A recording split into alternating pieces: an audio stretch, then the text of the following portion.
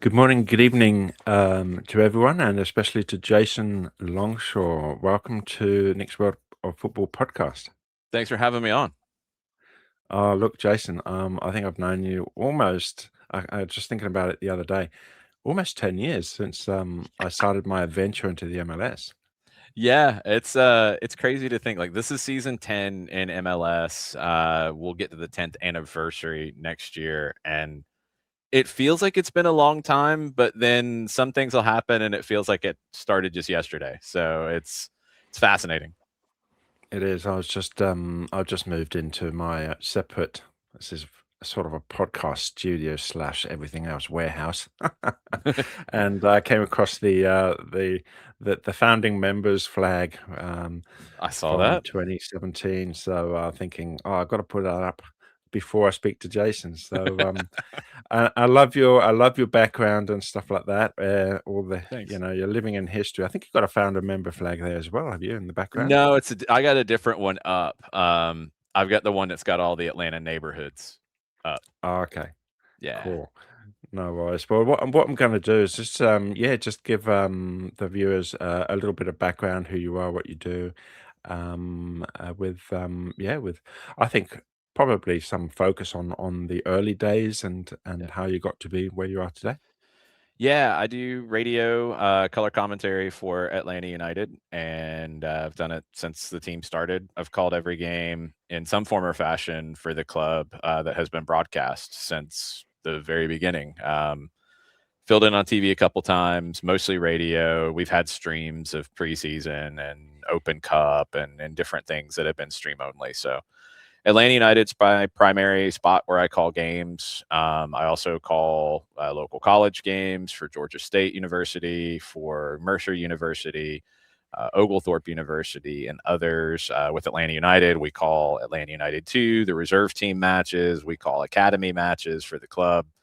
Um, and then also started soccer down here along the way. And soccer down here is went from being a 1 hour a day podcast to a media network where we've got multiple shows, multiple verticals, cover the men's game, the women's game, the local game, the international game, and everything in between. I also have a show on 92.9 The Game where the Atlanta United matches are, 92.9 FM radio here in Atlanta, called Atlanta Soccer Tonight. That's every Tuesday during the World Cup. It was every night. I did 50 straight days of radio during the World Cup, and I'm only now starting to catch my breath after all of that. And just when that happened, I come calling. No, it worked out that I had a couple of days off. Like yesterday, I didn't leave the house. I didn't do anything. It was wonderful. Awesome. Because normally I give myself a couple of weeks, and I thought, you know what? When Jason says he's got a pretty free week this week, I think I'm just going to jump on that Yes. opportunity. Yes. It was the right spot to do it. Fantastic. No, that's great. I'm a bit of a football historian. I've got a lot of football history books and mainly relating to Catalonian Mhm. football, northeast Spain, maybe a little bit of Spanish football as well. But that's my forte.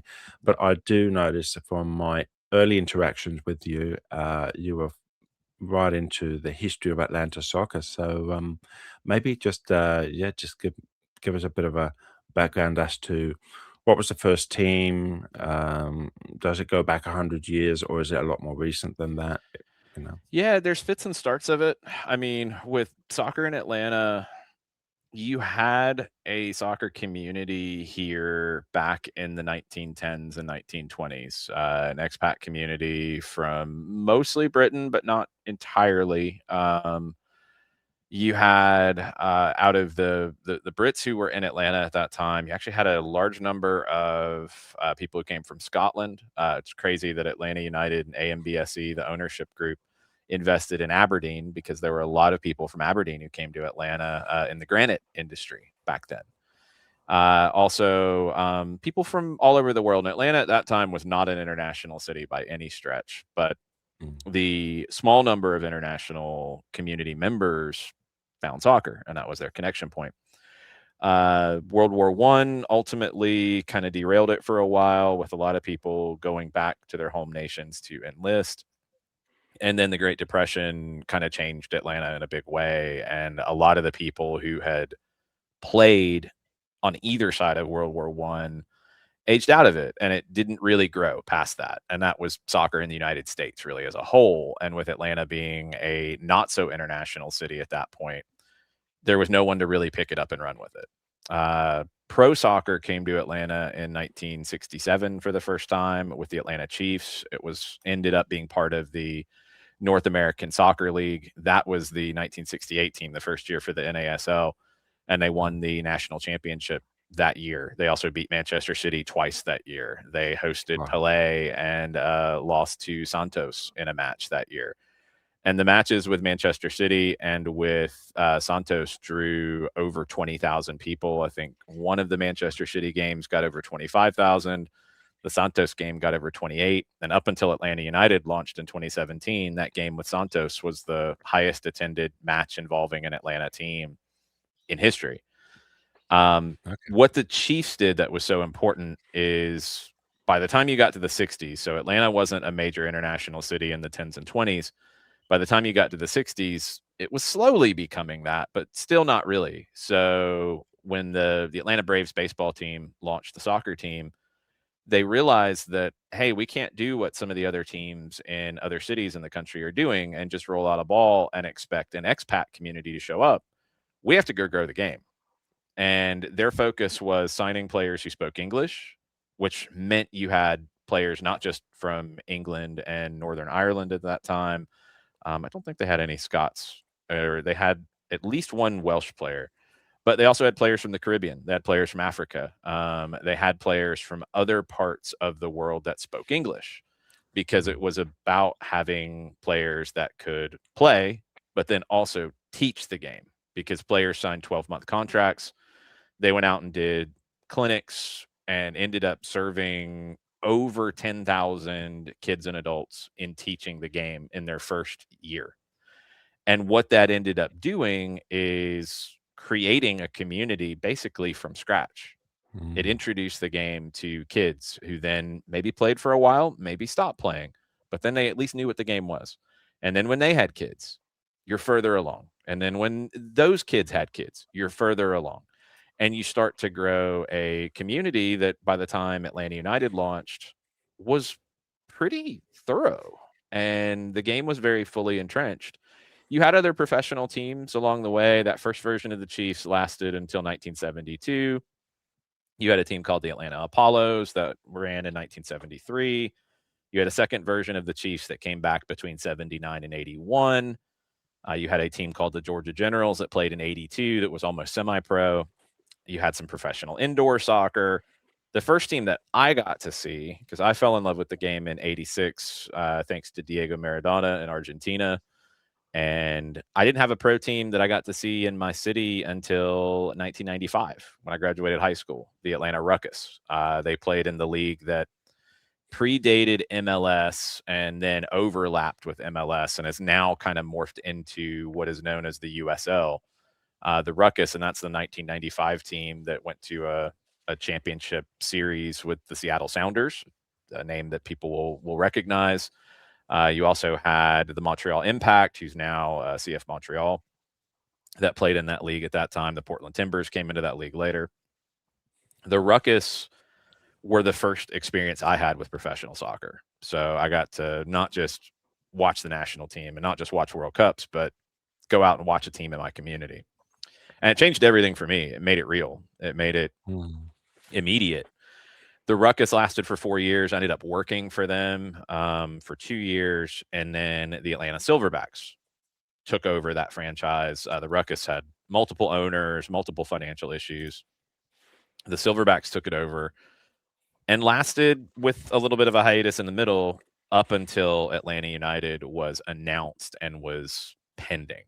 So we've had soccer history in Atlanta, but you needed the right ownership like Arthur Blank and AMBSE to come in and do it right with the amount of resources to do it Mm. right as well. So you said that you did some work for the Ruckus. What was that Mhm. your first soccer job? Yeah. Outside of refereeing when I was a kid, that was the first, job I had in soccer was I this dates me. This is back in the, before social media, really before message boards. This was an email list, the North American Soccer email list that people would write match reports on, and they'd talk about the games that they went to go see. So I did that about Ruckus games. And the general manager reached out and asked if I was interested in writing the team's press releases and doing match reports. And hey, it was going to save me buying a ticket. I was like, yes. And then when I was home from college for the summer, I got a chance to go to the office and work. And the general manager was let go like a week after I started in the office. And the owner came in and said, "Who are you?" And I told him, and there were only two other people in the office at that point anyway, and they needed some help. So he brought me on, full time for the summer. It definitely wasn't full time money, and it wasn't always consistent either, but that's the nature of it. And then I stayed with it through that off season and into the 1998 season. And I ended up leaving because the inconsistency of the money became too inconsistent for me. And I left. And a couple weeks after I left, the team ended up getting yanked from the league because they refused to go on a road trip. They just said, "We're not coming to the New York area." And I had a good relationship with the league because I had to deal with them in the role that I had turned into, which had become more operations. And the league had to run the rest of the season on the letter of credit to finish it out and finish out the schedule and try to get somebody to buy it. And I came back, and the summer of 1998, I was delivering newspapers and running a soccer team at the time as a 21-year-old. We kept it alive long enough for somebody to buy it and have the Silverbacks come in and do their thing, and that kept it alive long enough for Atlanta United to ultimately take it on. Like all of those different teams that I mentioned and stories like that, they're all part of what gets you to today, where Atlanta is one of the great soccer cities in this hemisphere and honestly one of the great soccer cities in the world. We're really, really lucky to have what we have now. Yeah, yeah. I'm guessing for those that don't quite know, yeah, the Silverbacks sort of, well, I remember seeing the logo of a gorilla on Silverback gorilla. Yeah. Is there a story behind that? Yeah.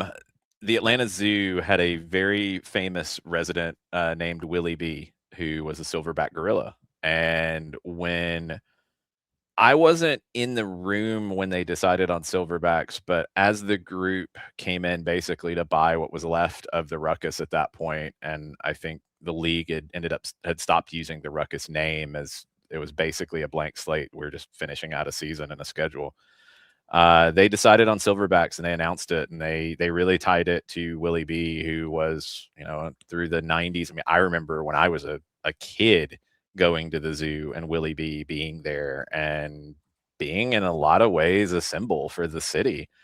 So it gave you a really unique kind of name, and it worked. I think it was a good brand that they honestly, I think they could have done more with and leaned into a little bit more. Mm, But um, the Silverbacks went through a few different ownership situations, and they're really important again because just like the Ruckus were for me, and just like the other teams were for other people, it's what Atlanta United is now on a bigger scale for kids. When you fall in love with the game and you don't have that context, maybe you see the World Cup, maybe you see a random national team game or something, mm. and you don't have that context for what it is on a day to day. All these teams were really important for that. And the Silverbacks built a stadium, and it still stands and it's used today. It's one of the places that the most soccer gets played in every year in the metro Atlanta area because they have a stadium, they have three other fields around it, and it is a very important part of the Atlanta soccer community. And they did their part. It's always like I think we look back at teams like the Ruckus with inconsistent financial situations and the Chiefs lasting for 6 years and then 3 years and other teams that came and went. And it's like, oh, it's a failure. No, it's important that they existed. And I think especially the Silverbacks because they showed you at a time that, hey, there's these glimmers of if somebody can come in and do this on a bigger scale, it can be really successful.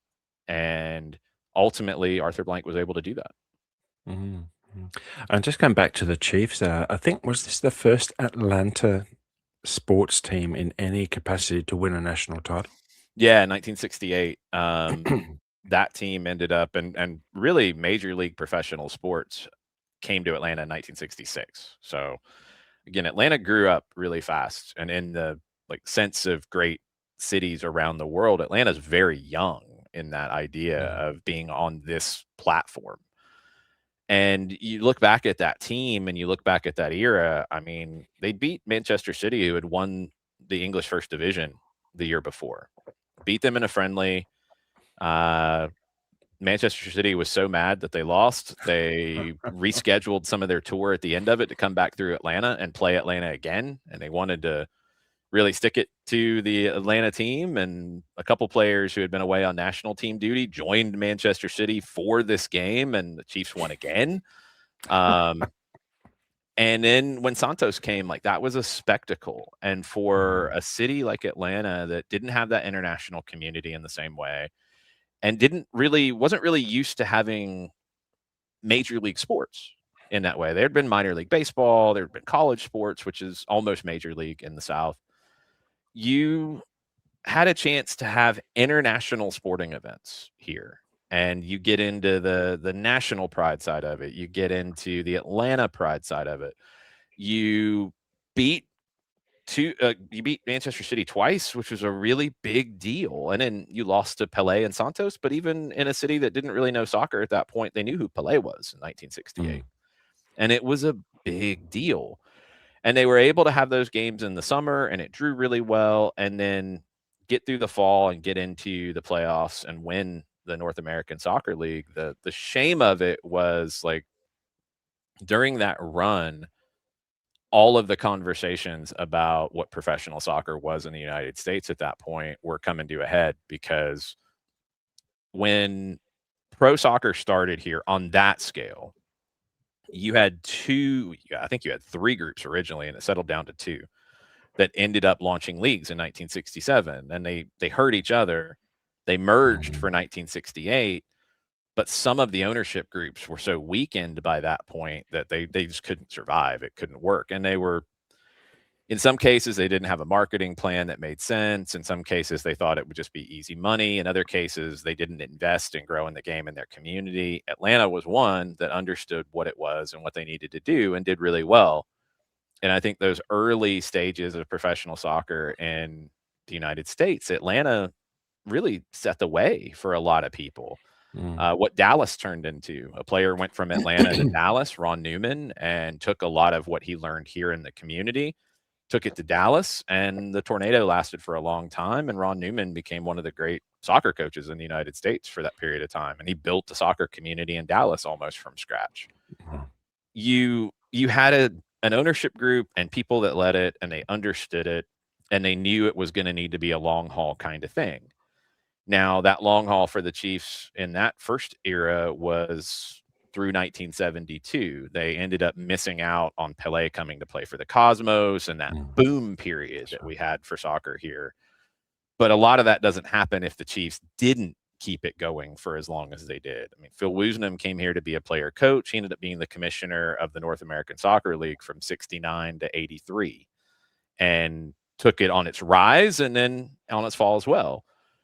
You had so many different elements where Atlanta played into it that the trajectory of soccer in this country isn't the same if that Mm, first version of the Chiefs doesn't exist. And yeah, honestly, at that time for just sports in Atlanta, I think the Chiefs were very, very important because they were treated as a big deal, which didn't happen in other cities. The media was very open minded to it through those first 2 years, and then when the league went from, 17 or 18 teams down to 5, then you start to look at it differently, and the Chiefs kept grinding, kept doing their thing, kept having international games, but it was a different scale, and I don't mm, think they ever quite got back to winning a title and having those games like they did with Manchester City and with Santos. mm. And, I remember USA '94, but I don't remember seeing Atlanta as one of the Yeah. host cities. Is that correct? Yeah, it was complicated because you had the '96 Olympics that had been set for Atlanta right around the same time.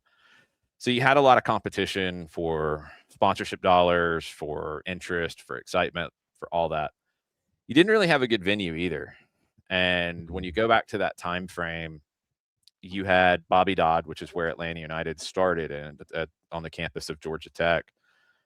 You had the Atlanta Fulton County Stadium, as it was known by then, which was where the Braves played, so you couldn't get access to it in the summer. Um, you didn't have the Olympic Stadium built yet, that you never got used for anything like that anyway.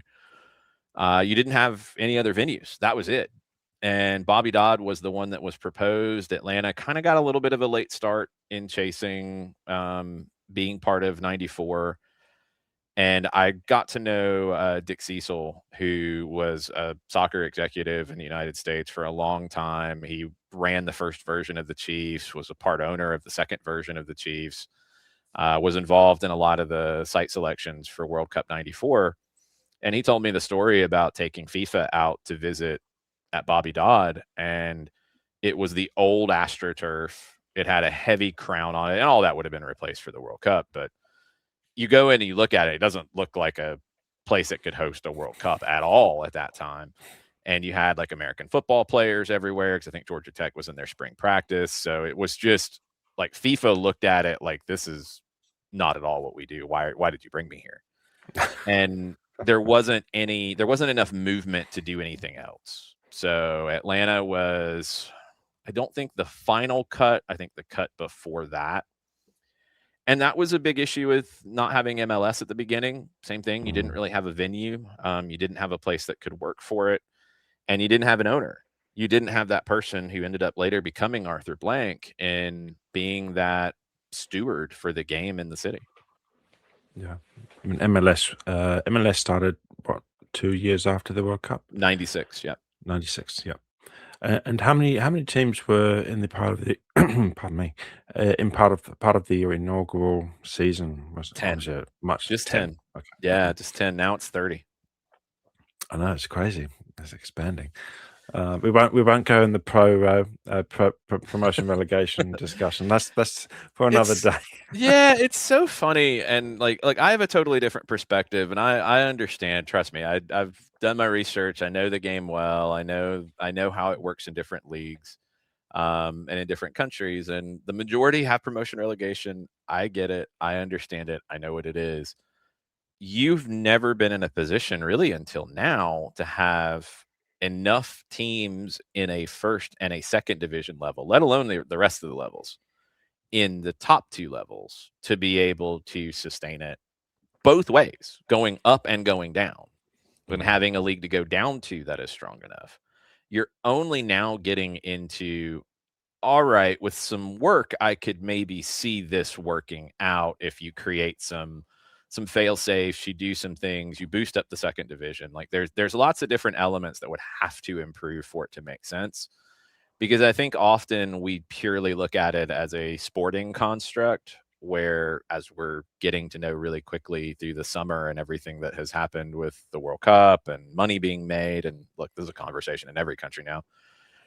It's not just a sporting construct, it is an economic construct, and mm, it's not always a positive economic construct. When you have parachute payments like you do from the Premier League down, that's its own thing to protect teams that go down because they need protection.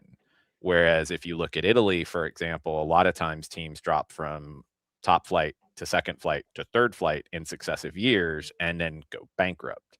We just mm. saw it with Brescia, who is now gone. They don't exist anymore. Wow, Um, that's one of, I think it was, one of Australian a major Australian player played for them, um, in yeah, 2006. Forgot his name now, but yeah, Brescia was the wow, wow, I didn't realize that. Was that they recent? just went out of business. There's a Wow. like a Phoenix club that has launched there that's kind of taking on some of the history, but it's not the same. I mean, Mm, Napoli went out of business, I think twice actually. We've seen it now with Bordeaux in France. Like it happens, and that's part of the conversation about launching it. And I think at times in the US, we try to oversimplify, like, in the past, it used to be saving soccer, which never needed to be saved. It just you want it to grow. Now it's like growing it to the point that the US can win a World Cup, which you can't guarantee that either. That's I wish it was that easy. I think promotion relegation is part of the conversation down the road, but from at least right now, from a top flight to a second division, you don't have enough stability on the second Mhm. division and lower side for it to make sense. Does that Yeah. change in our lifetime? Potentially, yeah, and I think it'd be great if it does, and if it fits and everybody wins from it, great. But it's not a magic fix for anything, again, because I don't think it needs to be fixed. Can it enhance what we have? And right now, I think it brings a lot of risk in. It gets you away from the romantic nature of the promotion side of promotion relegation and just completely avoids the relegation side of promotion relegation. That, yeah, there's responsibility if your team gets relegated, but do you also want to see what happened to Brescia, what happened to Bordeaux, what happens to Bolton nearly did this, Almost. Bury did this, like, do we wanna see teams go away over a nice model for rewarding and punishing teams that do well and do bad? Do we wanna see teams go away as a consequence of that? I would say no. So then how can we continue to make it all make sense? And I think that's a Mm. long-term conversation for the game in this country. Yeah, and but the franchise fee, I think it's quite a hefty fee. So Yeah, obviously, anyone thinking of doing a franchise, and if you've got the potential to be yeah. relegated the first year that you're in business, then that's not a great incentive N to no, grow it the doesn't game. it doesn't make sense. It doesn't make sense to invest in training grounds and in stadiums and other things, academies and all that if it could go away in a year. And frankly, when you look at Italy and why they don't invest in stadiums, like, you have a lot of historical value and things that become into it and are a challenge there, but you also have the, "Why would I put my money up and risk it that way when I could have a season when my striker does his ACL in game 1, and I have my goalkeeper who blows an Achilles in game 10, and my season is done, and I might get relegated because of that and lose a franchise, lose a club because Mm, of that." Do we really want that for the mm, romantic side of the promotion? For me, we you don't have to. But then how can you create the other things that promote competition, that create, better competition, the idea of there being, again, I think it's looked at as like, "Oh, there's not enough punishment if you don't do well." I think right now in Major League Soccer, the punishment is coaches are losing their jobs faster than ever before when teams don't do well, yeah, it's crazy. and that is something that I don't love either because I don't think that helps a team get better by just constantly chopping and changing coaches, but Yeah. that's the reality is people's jobs are on the line, and I'll take that over clubs' existences being on the line. Until you I get to a always point where you don't have to worry about that, then that's kinda where I stand on it. Yeah, I always mention the case of Alex Ferguson because he was Mhm. 3 years at Yeah, Manchester United good point. before he won the 1990 FA Cup. Yep. In today's world, he wouldn't have been given a chance to No. for 3 years. I mean, that's an I awful think long time I think without Mikel a trophy. Arteta is the longest serving manager in the Premier League right now, and he started in 2019. And Diego Simeone, I think, is the longest serving Oh yeah. manager in the top 5 leagues in Europe, and he started in, like, 2011. Um, it's now just so common for bad year, bye. Bad 6 months, bye. And I think that's really self-destructive. And Mm, for me, I think promotion relegation, like, leads you to that. I think also, like, what we see in this hemisphere a lot, the short seasons, the apertura, clausura kinda setups mhm. where if you have a bad 9 games, that might wreck your Apertura season, and people might say, "Oh, well, I can fix it if I fire somebody in the middle," and then you're going on really short runs. We see that in Brazil a lot, even though they've gotten away from Apertura Clausura. Argentina, this happens a lot. Mexico, it happens a lot. I don't think that makes the game better either, and I think here in the US, we're just in this really interesting place with soccer and where it is, and I think especially where it is now that you don't have to do what other countries do just because other countries do it. I think the Yeah. sporting culture, the business of sport in the United States is different. And you need whatever you do format wise, you have to understand and suit the the United States sports culture and business model and have it all make Yeah. sense. And I think, Australia is different than the rest of the world too in these regards. So that's why it's grown differently there. Japan, it grew differently. These are all okay. Like, it's not bad because it's not the same as it is in England or France or Spain or Brazil. It's every country is unique to that country, and you have to be smart Yeah. about how you structure things. Yeah. That's true.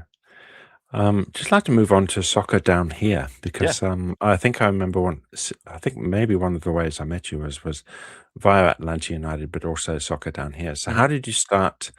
You said it was like a one program a week. How Yeah. did just what's the start of soccer down here, Yeah, it and started as a how'd it grow? podcast. It started Uh-huh. as just a single podcast, 1 hour a day, January of 2017, kind of as Atlanta United got started and kinda started right before training camp. We started the show. We'd had a podcast before called the Peachtree Post that, was me and Jarrett Smith, and then, we continued on into SDH, and John Nelson helped us get it started as well, and then I got the opportunity on the radio side of the broadcast with Atlanta United, and that helped it grow as well. We're at a point now where we've been able to go from one show to multiple avenues. We look at it right now as we have the show, which is our morning show, our morning talk show. John hosts that now every morning at 9:05 Eastern time and has guests from all over the world that talk about the game. We've had just in the last couple of weeks, we've had the owner from Querétaro in Liga MX. We have had people from The Guardian. We have had commentators for Apple TV, commentators around MLS, commentators around the NWSL, um, a commentator from Peru, like so many different aspects Mhm. of the game. College coaches, we'll have high school coaches on in the spring, local. So we try to cover the game at all levels, but from Atlanta. Like, we are based in Atlanta. If you find us, you'll realize pretty quick, like, we are in Atlanta and we talk about things that are very local in Atlanta. But then we're going to talk about what's happening in the Champions League. We're going to talk about what's happening in AFCON. Um, it's important to us because for me, I think one of the most important things was the context of the game and the overall interconnectivity of it. Where with Atlanta United, when the team started, we signed guys from Argentina quite a bit. I knew the Argentine football culture because I was a fan. So I was able to talk about that and explain like the personality and explain kind of where these guys were coming from and what kind of style of player they would be and what kind of people they would be. And we've been able to see that. Now we're going to see it on the women's side with an NWSL team starting in 2028. Yep. So it's exciting to see like where we've been able to grow and I think ultimately have an impact on the game in being a place where we can provide context and background to Mm. what's going on. We Yeah. kind of went down the road of like here in the US, like the NPR kind of, public radio, public broadcasting kind of model of we're not chasing clicks in today's media world. We're not chasing, hot takes to get that. We are strong enough in our convictions and our focus on what we do to stay true to that from an editorial perspective. And hopefully we have more of a long-term impact than a short term. And we also, as we've grown, we try to provide opportunities for people to get experience through what we do. We've had interns come on and stick with us after they've graduated their college. We've had high school interns as well.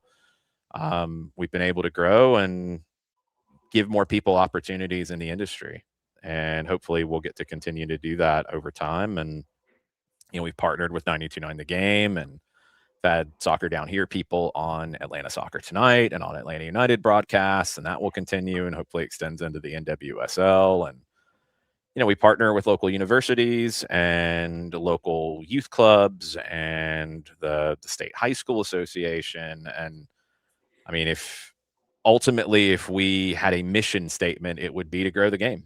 And I Mm, think we're in a place through our words and spoken word and content that we put out. I think that we do have an impact on growing the game in this area.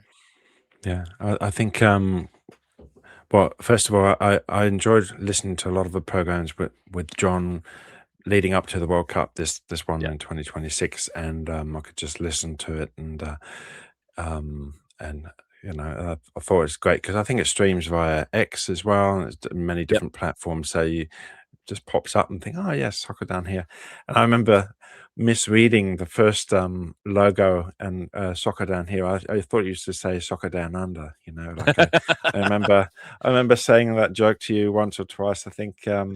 But no, that was good. It gave me an insight into Georgia soccer because I Cool. remember you mentioned in the early program something about South Georgia Tormenta Yeah. and the USL, and I thought, what is the USL? So then it made me go and look into that particular club in Statesboro, which Hmm. unfortunately their first team is not is not playing this year.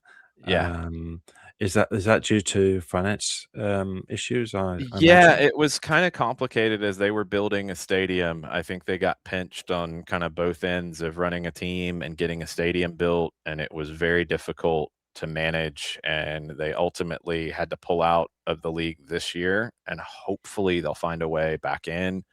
Their academy is still running, which is great. Mm, yeah. I love what Darren Van Tassel and his crew have been able to do in Statesboro and again growing the game. And I know how difficult it was for him to make that decision this year, Mm. and hopefully they can find a way back in on the pro level.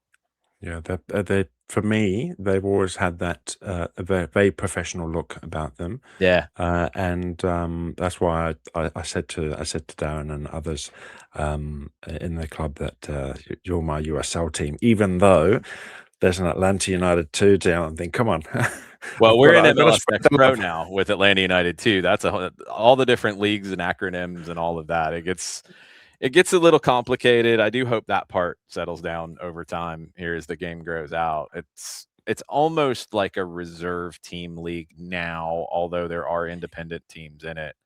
We kind of have a local derby coming up on Saturday with Atlanta United 2 going to Chattanooga, which is Oh a yeah, the local Wolves. derby here is a 2-hour drive. That's Yeah, local. Be making the trip up to Chattanooga. We'll have that game on the SDH network on a Saturday night, 7 o'clock Eastern time. there you go. And that was the Chattanooga. Is it Chattanooga Wolves? There's two teams in Chattanooga. There's the Red Wolves, Ah, which are in the USL League One, and Atlanta United's playing Chattanooga FC, which is in MLS Next Pro. because that was the Atlanta United's first proper game, wasn't it? Prior Chattanooga FC, yeah. FC 4-0, I think. I remember that Yep. Yamil Assad's Yamil Assad wonder scored, goal, Tito Villalba scored, I Andrew and the local Carlton guy, scored, Andrew yeah, Carlton. That's right. I and I remember can't remember Andrew. who had the other goal in that game. Yeah, yeah, I remember that game. I think I was watching that or listening to it live. That was I February, I think, February it was 2017. February. I think it was streamed. It was before we had radio. I think it was streamed by Yeah. Chattanooga, if I'm not mistaken. Yeah, and I was watching it at work because I obviously had the screen minimalized so no one would catch me. Yeah, I remember with fondness those early days. Everyone was really united. It was a Yep. very great. It was a great time to be part of that. One thing I was going to say about Tormenta FC is that they over the years have hired quite a number of Australian players, Yeah, I so that's remember been that. great to see. Yeah, that's a good Nice. team. I hope they do come back next year. So Same. cool. So how did you make the transition to commentating at the games at Atlanta United? It's kinda crazy. There's actually a documentary, about it kind of on YouTube. You can find it, just search for my name there. Darren Eales and Matt Moore talked about it. Darren was the president of Atlanta United when it launched, and, he would have been the one who ultimately signed off on it, and Matt Moore is my boss today, overseeing the broadcast side of the club. From my end, the way everything kind of went down, we had started soccer down here. We'd been talking for a while about what radio would look like for the team, and nobody was really saying anything at that point. And we had a radio station that was based in South Georgia that was very interested, but they didn't have an Atlanta partner. Um, we talked to the club. The club was interested because they didn't have anything in writing yet in terms of radio, but they needed an Atlanta partner. Obviously, you needed at least a flagship station in Atlanta.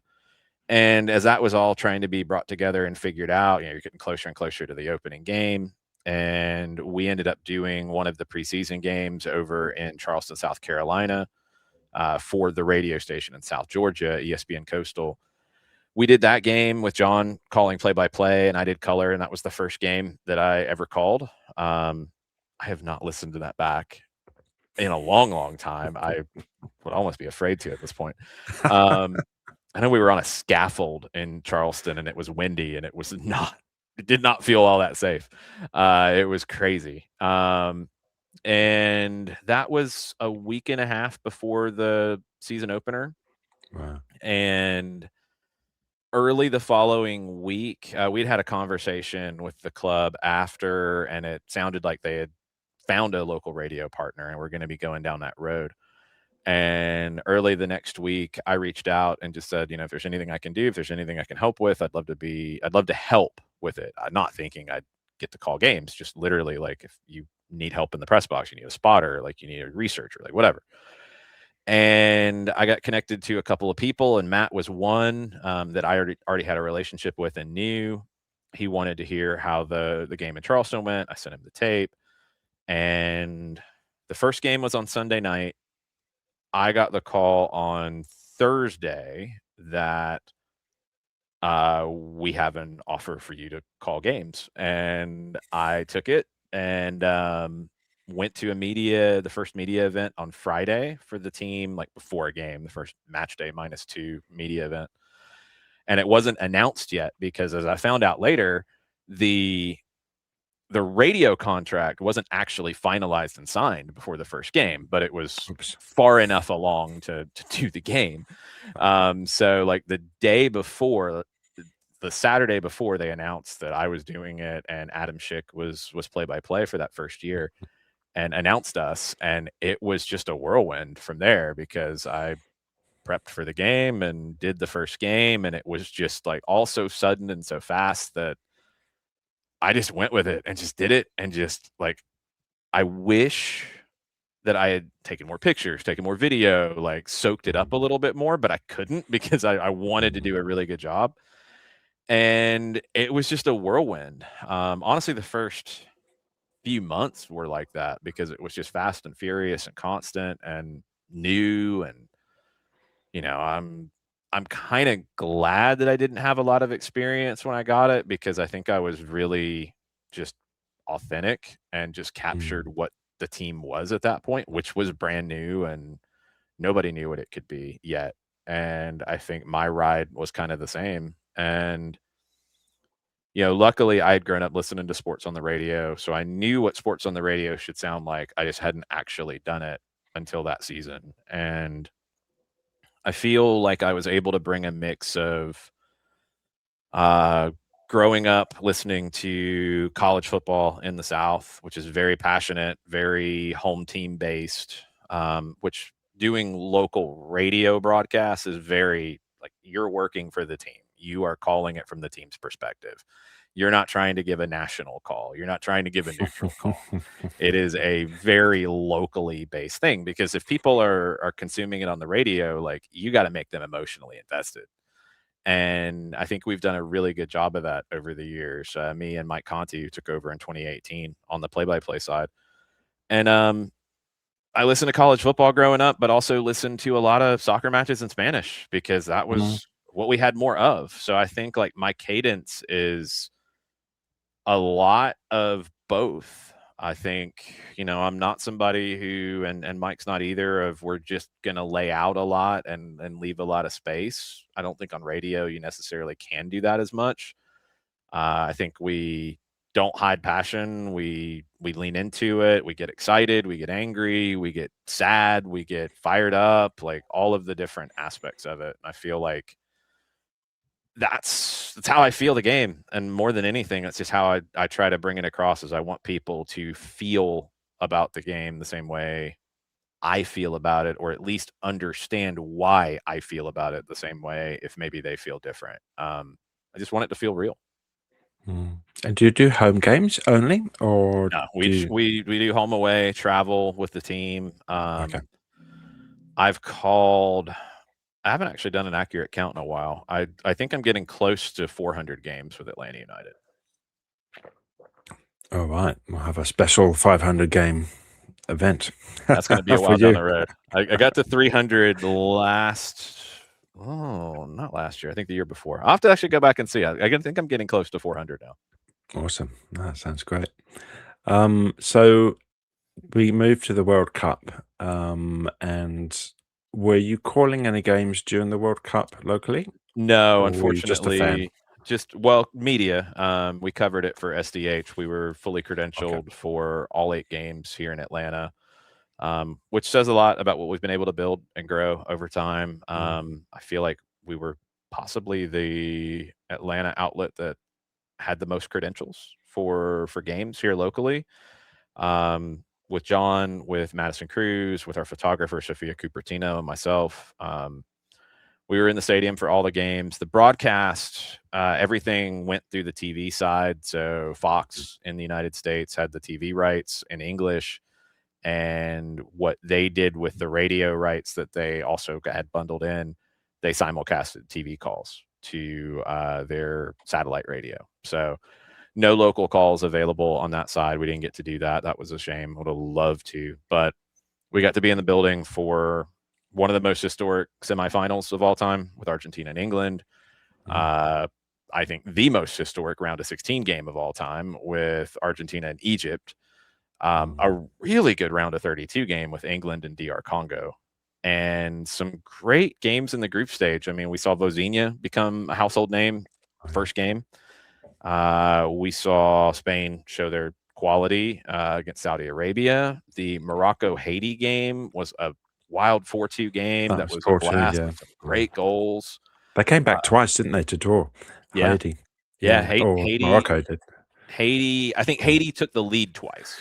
Yeah, Okay, Morocco came back and then Morocco won came it. back, yeah. Czechia South Africa was probably the most disappointing game we had, and it wasn't terrible. The Uzbekistan game with DR Congo was a great match. Like we were really lucky with the games that we got and the fan bases we got and just the spectacle that we got here in Atlanta with World Cup. Yeah, with all those countries, you've got quite a lot of color and flavor Yeah.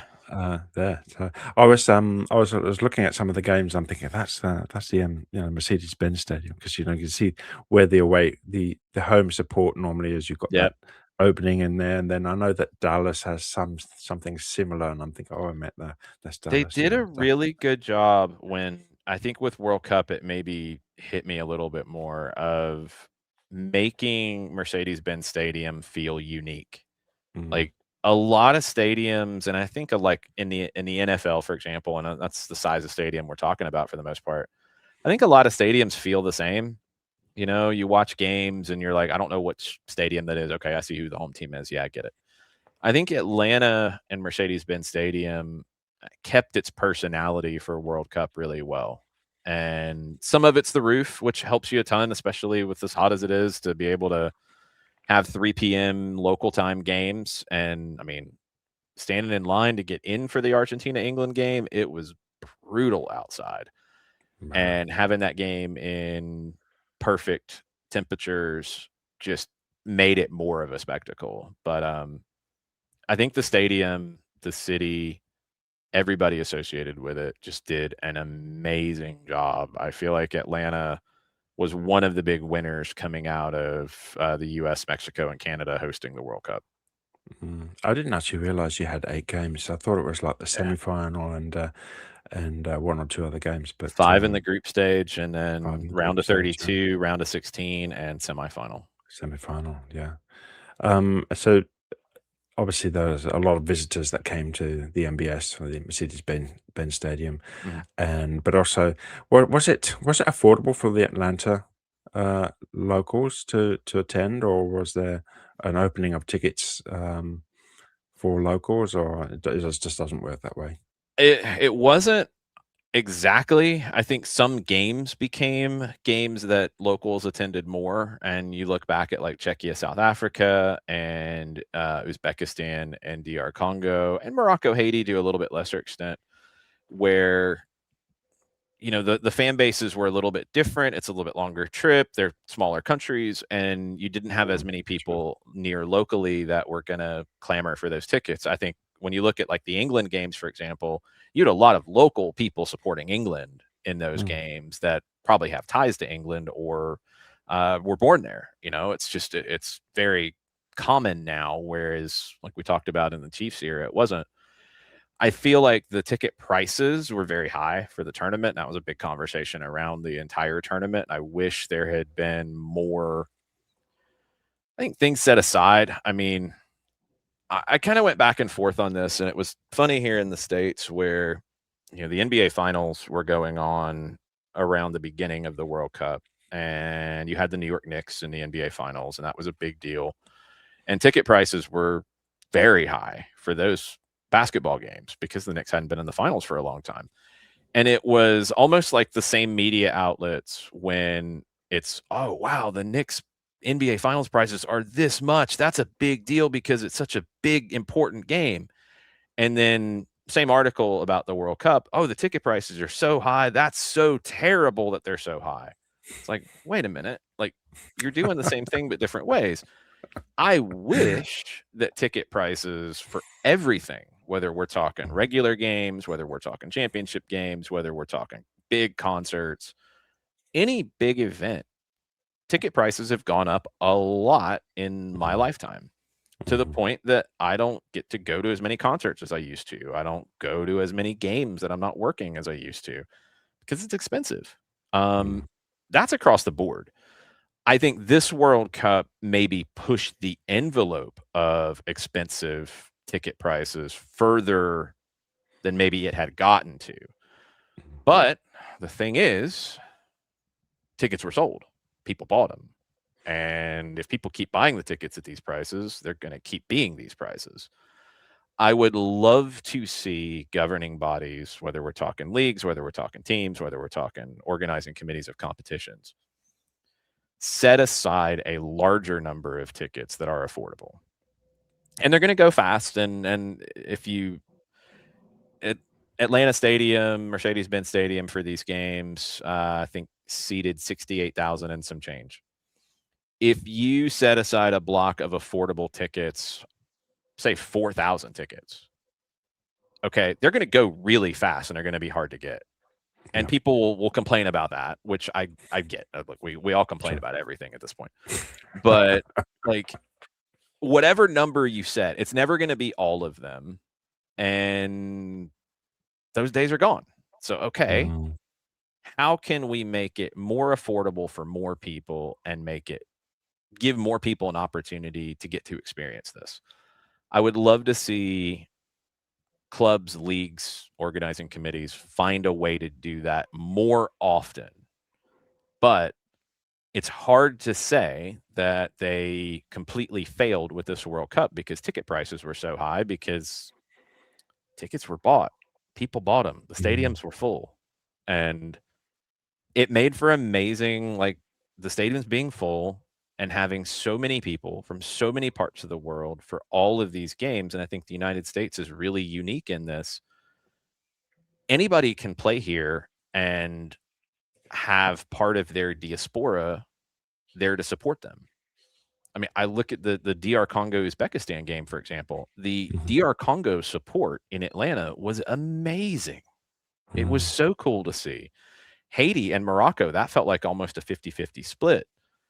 Um, Argentina, they're gonna turn up everywhere. But, like, to see these fan bases and these crowds and these reactions, it was so amazing. And again, I wish the ticket prices were cheaper, but it's hard to say that they got it wrong when tickets all got bought. yeah, that's true. That's so. So, what's your connection to Argentina? Because I know I've seen you in an Argentina shirt, and you Yeah. mentioned about listening to Spanish radio and stuff like that. So, Diego's back there. Um, Jago's the first game that I saw as a kid was the semifinal in 1986. okay. I Argentina, played Belgium, was it? Argentina, Argentina, Belgium. Belgium. Yeah, Yep. that's right. Maradona scored twice. I can replay the goals in my mind very easily. Um, I saw a little bit of that World Cup. Like I was 9 years old. We didn't have a professional soccer at that time. I played one season at my local YMCA. Grew up loving sports. Learned to read from the sports page of the newspaper. Listened to football and baseball and basketball, and watched it and played it. And I had a bad experience playing baseball. I did not like my coach, and I didn't want to play baseball the next spring. And the YMCA where I played basketball had soccer, and I knew nothing about it outside of playing it like in gym class in school one time. Again, because we didn't have pro soccer, and the U.S. hadn't been Mm, in a World Cup since 1950, so there was no way for me to know it. And I played it, and I liked it, but when you grow up in an area where you have American football and baseball and basketball, and you have local superstars on those teams, you have people you want to emulate. You have people that you want to be like. I didn't have that for soccer until that summer and that World Cup. And it's not like today where you can pull up an app and you can pull up your channel guide and figure out what's coming on. I had no way to know a World Cup was happening and what was going on. Newspapers started to talk about it, started to see like, oh, there's games on ESPN here, and there's games on NBC, and okay, I'm gonna watch some, and I'd see like bits and pieces of things, and it was going up into that semifinal. It was like, okay, I'm home. It was during my summer vacation. I want to watch this game. I'm gonna sit down and I'm gonna watch this game, and Maradona changed my life. Like, he scored 2 goals in the game, Argentina won, they were fun to watch, he was amazing to watch, and I had that touchstone.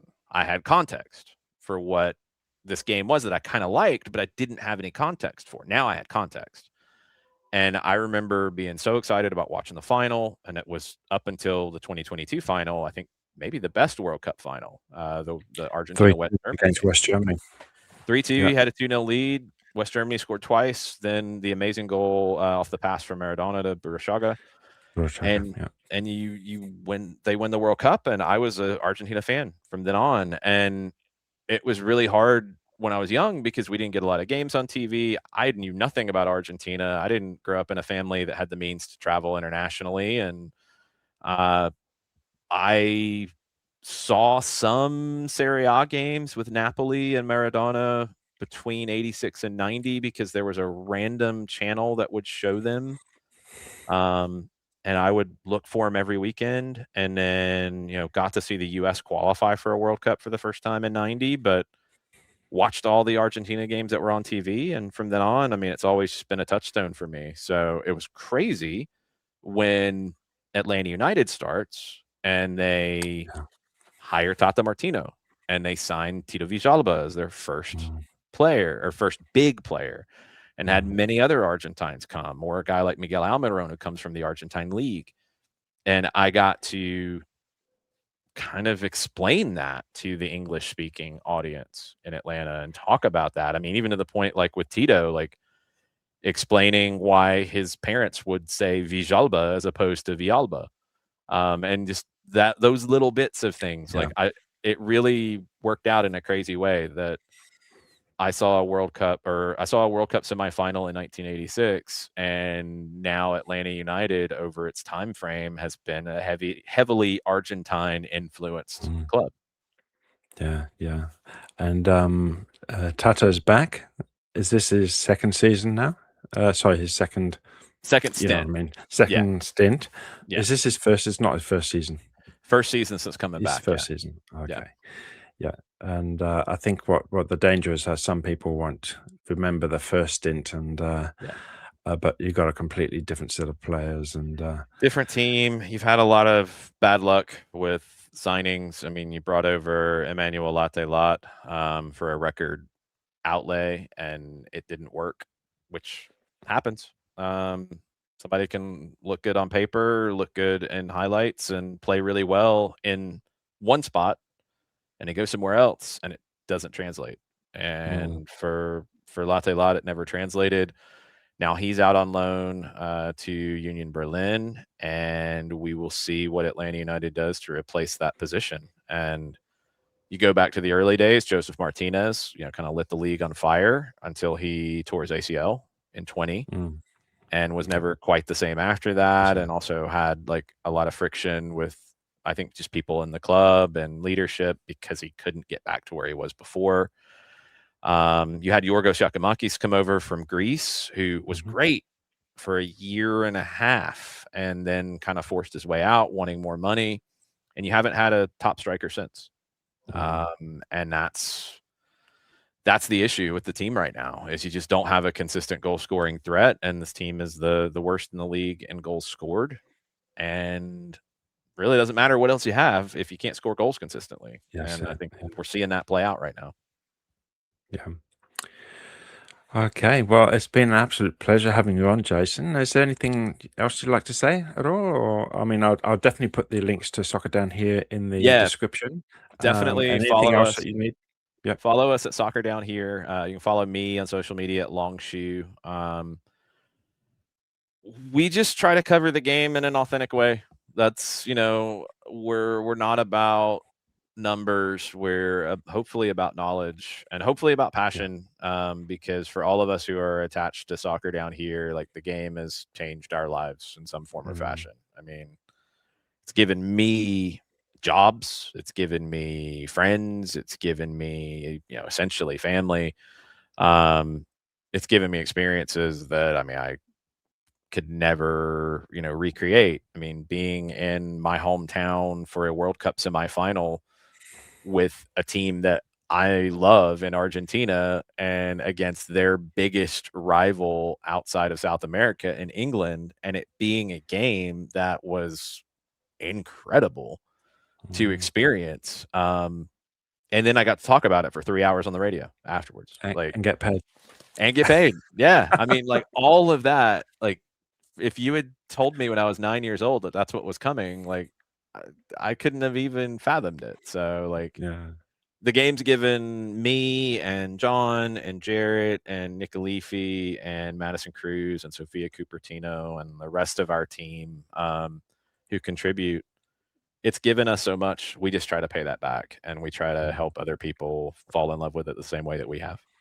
Yeah, and I think authenticity and knowledge is so important, and it's especially the authenticity bit where these days, like you say, clicks and bait clicks and deceptive titles, and I'm just over that. So It's very pure, easy to honest. be Yeah, Yeah, it's very easy to be performative, and we try to mm, avoid that as much as we can yeah, and just try to be real.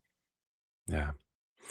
Well, Jason, it's been an absolute pleasure. Thanks for coming along. And I always forget at the very end, I always say also like and subscribe to Nick's World of Football podcast. And yeah, and be in touch. Take care. Thanks for having me on. Cheers.